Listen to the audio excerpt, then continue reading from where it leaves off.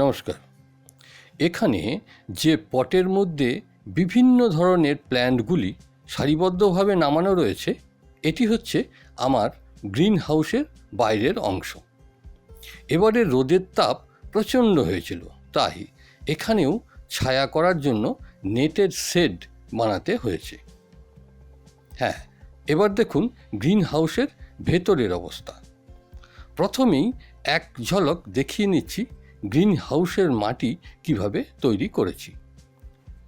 ভেতরে যে মাটিগুলি ভরাট করছি বা ভরছি, সেগুলি হচ্ছে কৃষি জমি থেকে বয়ে নিয়ে আসা মাটি।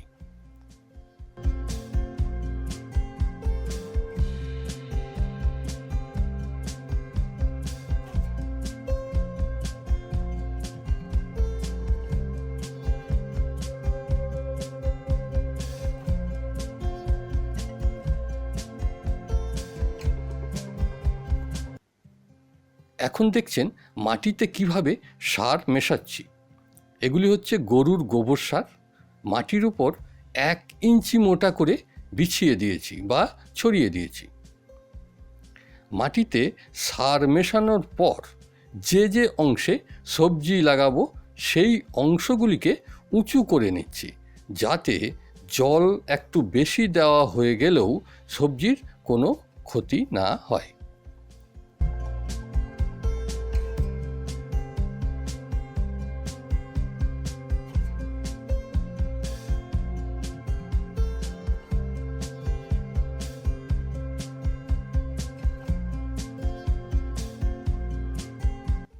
এখন দেখুন টমেটো চারা কিভাবে বসাচ্ছি। এই চারাগুলি টমেটো প্ল্যান্ট থেকে কাটিং করে তৈরি করেছিলাম।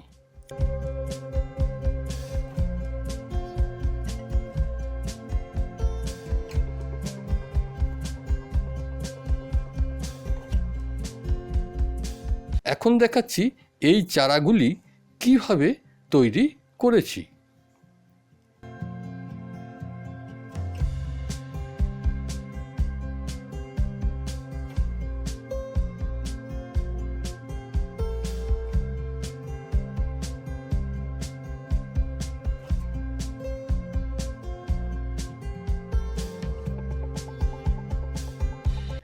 এখানে দেখছেন আমি কোনো রুটিং হরমোন ব্যবহার করছি না।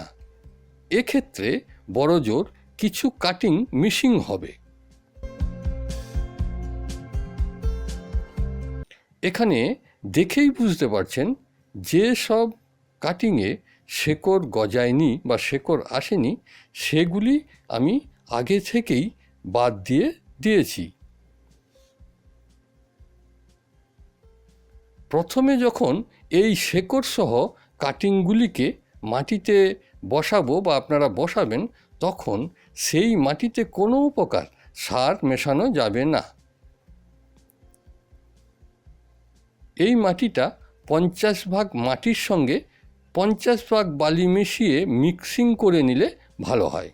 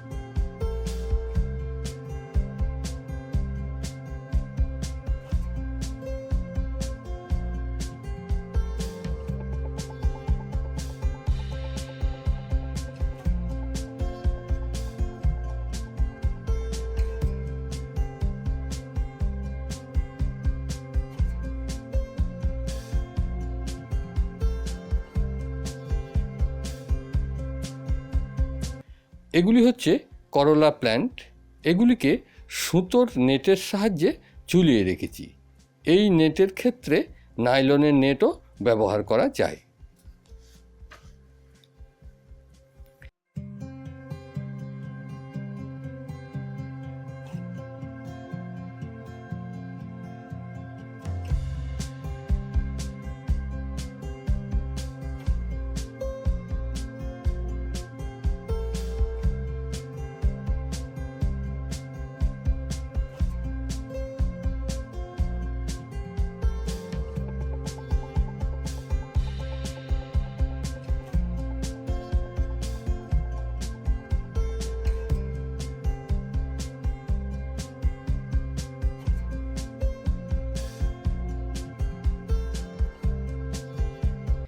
এগুলি হচ্ছে শসা প্ল্যান্ট।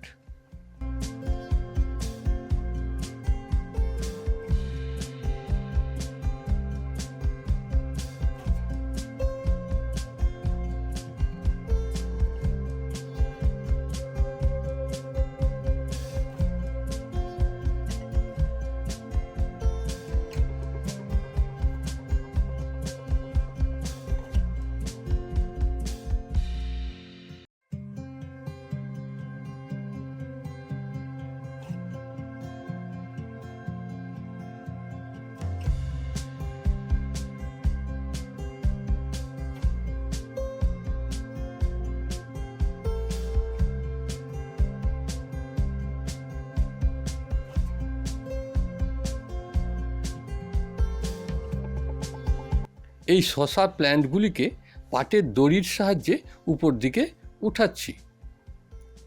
এই পাটের দড়ির পরিবর্তে নাইলনের দড়িও ব্যবহার করা যায়।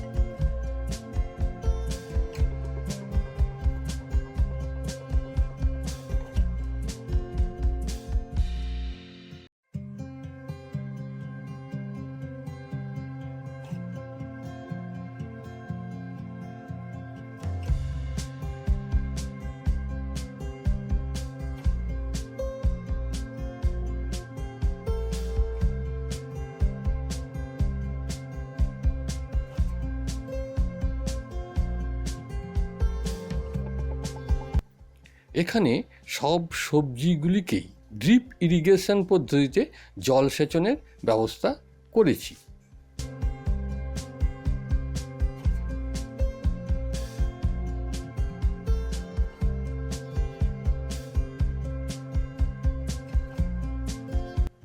এগুলি হচ্ছে কড়াইশুঁটি প্ল্যান্ট।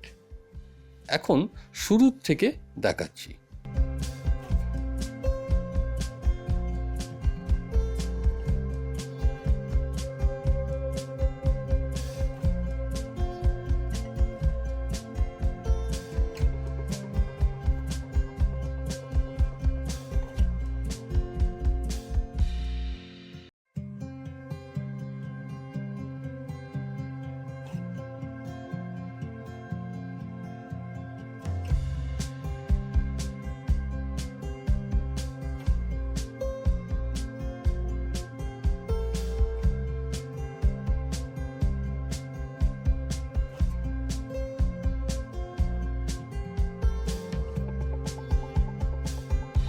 এই প্ল্যান্টগুলিকেও দড়ির সাহায্যে উপর দিকে ওঠাচ্ছি।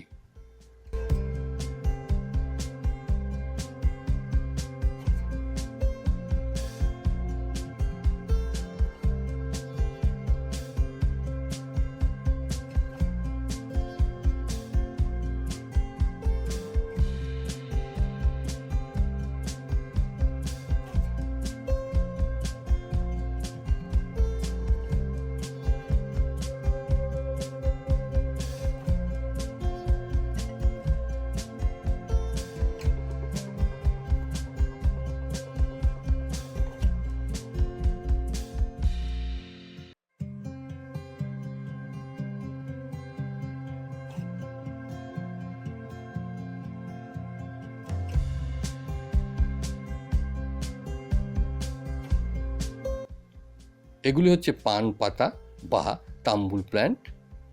এই পান পাতা চাষের ডিটেলস এখানে আর দেওয়া সম্ভব হলো না, পরে আলাদাভাবে দেখানোর চেষ্টা করব।